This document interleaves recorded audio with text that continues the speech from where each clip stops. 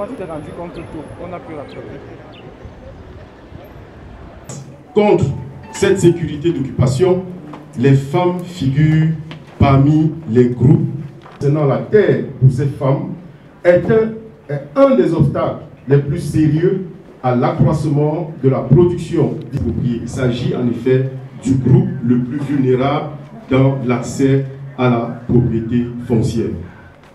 L'émancipation de la femme rurale, l'autonomisation de la femme rurale et fort heureusement, les réformes. La question foncière semble avoir fait les choux gras de la presse. On a dû remarquer, notamment devant les parlementaires, le ministre Henri Ayébéa ici s'est justifié sur la gestion foncière au Cameroun. Et aujourd'hui, dans le cadre de l'invité, nous sommes ici à l'hôtel des députés où nous avons une autre question, la gestion foncière au niveau de la femme rurale. Et nous sommes venus à la rencontre d'une dame, celle-là même qui est la fondatrice du CFAP Cycle, qui est présent ici au niveau de l'hôtel des députés, Madame Pélagie Yonchou. Bonjour. Bonjour.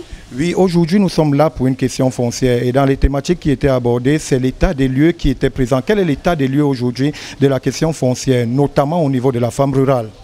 Oui, merci de me donner l'opportunité de partager avec vous sur une thématique qui est assez complexe, l'accès au foncier. Vous me demandez là de vous dresser un peu l'état des lieux sur l'accès des femmes rurales à la terre.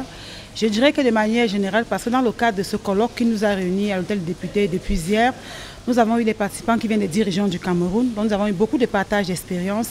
L'état des lieux est le même partout ailleurs, c'est-à-dire l'accès des femmes rurales est toujours biaisé et assez compliqué parce que vous savez que la loi foncière s'appuie beaucoup sur le droit coutumier.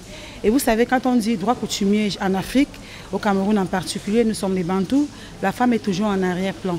Donc les femmes cultivent la terre, certes, en milieu rural, mais cette terre ne leur appartient pas. Donc elles n'ont pas le droit de possession, droit de propriété de la terre. Elles possèdent les terres, mais elles n'ont pas le droit de propriété sur cette terre. Donc elles n'ont pas l'entière jouissance des terres qu'elles cultivent. D'où la problématique de ce jour qui nous réunit à l'hôtel des députés pour essayer de trouver des solutions pour garantir et sécuriser l'accès des femmes rurales à la terre afin qu'elles puissent avoir un plein accès, un droit de propriété sur la terre qu'elles cultivent. Nous serons tentés de vous poser aujourd'hui quels sont les faits d'armes du CFAP Lady Cycle. Oui, en fait, notre organisation, le CFAP Lady Cycle, c'est une ONG féminine, une organisation féminine qui travaille avec les hommes aussi. Vous avez dû constater, dans le staff, nous avons des hommes aussi.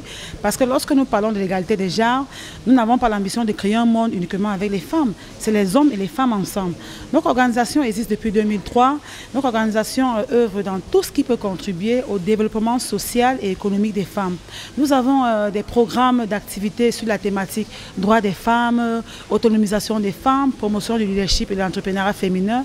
Nous travaillons aussi avec les femmes incarcérées pour les préparer dans leur projet de réinsertion afin qu'elles puissent soit s'insérer dans la société en trouvant un emploi ou alors en créant une activité rémunératrice sur la base des formations qu'on leur a données pendant qu'elles étaient en prison.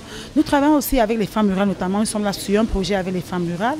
Nous travaillons aussi avec les filles mères célibataires, c'est-à-dire c'est les jeunes filles généralement qui sont sorties du cursus scolaire parce que soit les parents n'avaient pas d'argent, soit c'est les jeunes filles qui vivaient en milieu rural et puis à un moment donné, parce qu'elles fuyaient souvent les mariages forcés, elles se retrouvent dans les grandes villes comme Yaoundé, n'ayant aucun background en termes d'éducation, n'ayant pas de formation professionnelle, le seul métier qui les accueille souvent très facilement, qui peut les recruter facilement, c'est la prostitution.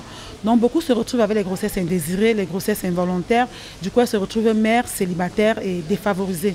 Nous travaillons avec cette catégorie de filles-là, nous les formons dans les petits métiers et nous les aidons à créer des activités génératrices de revenus afin qu'elles puissent mieux se prendre en charge, mener une vie décente et élever les enfants dans une certaine décence. Peut-être pour terminer par là, Madame Anne Pélagie Yonchou, quelles sont vos attentes à la suite de ce colloque national que vous venez d'organiser pendant 48 heures? Oui, mais nos attentes sont vraiment très objectives. Nous sommes ici là pour nous avons été ici pour débattre sur la question de l'accès des femmes rurales à la terre. Donc il était question pour nous de regrouper les informations, l'état des lieux actuels au Cameroun. Nous sommes en 2021. Comment est-ce que les femmes ont accès à la terre en milieu rural? Nous avons recueilli ces informations et nous avons vu les rouleaux d'étranglement, les limites. Nous avons élaboré des recommandations que nous allons adresser à qui de droit afin d'aboutir à des solutions vraiment concrètes pour garantir et sécuriser l'accès des femmes rurales à la terre. Je rappelle, Madame Anne-Pélagie Yocho, que vous êtes la fondatrice de le CFAP Cycle, Legicycle, oui, Legicycle, qui défend les droits socio-économiques des femmes. C'est ici que s'achève l'invité de la rédaction.